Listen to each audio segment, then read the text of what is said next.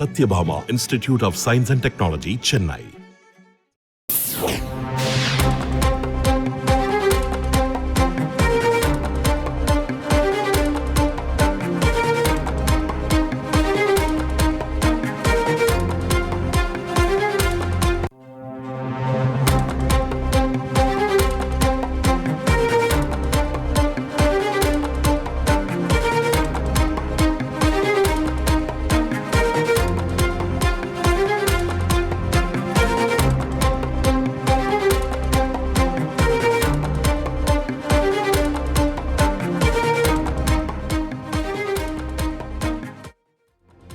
அண்மை செய்தி.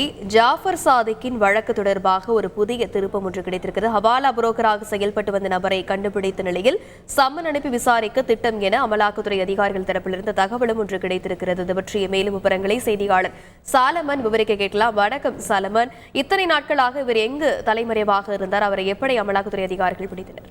2000 கோடி ரூபாய் போதைப் பொருள் கடத்தல் விவகாரத்தில் முன்னாள் திமுக நிர்வாகியும் திரைப்பட தயாரிப்பாளருமான ஜாஃபர் சாதிக் மற்றும் அவரது கூட்டாளியான சதா உட்பட 5 நபர்களை மத்திய போதைப் பொருள் தடுப்பு பிரிவு அதிகாரிகள் கைது செய்து சிறையில் அடைத்தனர்.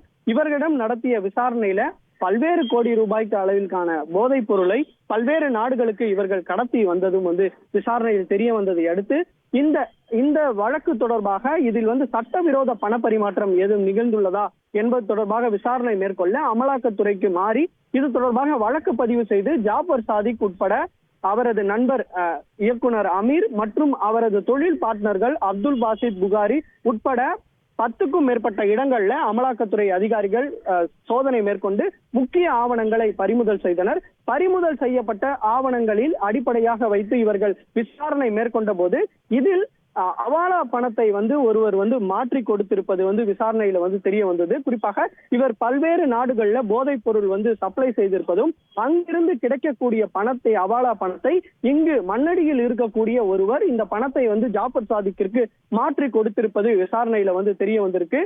குறிப்பாக அந்த நபரை தற்போது போலீசார் சம்மன் அனுப்பி விசாரணை மேற்கொள்ள திட்டம் இருப்பதாகவும் அமலாக்கத்துறை வட்டாரங்கள் தெரிவிக்கின்றன.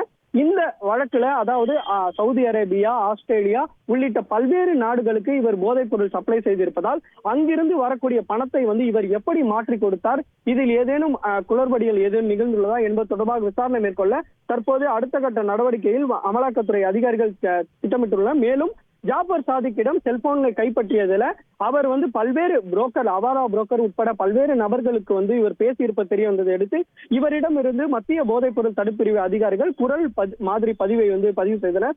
அந்த குரல் மாதிரி பதிவை அமலாக்கத்துறை பெற்று இவருடன் ஏதேனும் தொடர்பில் இருந்தாரா ஜாஃபர் சாதிக் என்பது தொடர்பாக விசாரணை மேற்கொள்ளவும் தற்போது அமலாக்கத்துறை அதிகாரிகள் திட்டமிட்டிருப்பதாக கூறப்படுகிறது. விரிவான விவரங்களுக்கு நன்றி Solomon. Satyabhama Institute of Science and Technology, Chennai.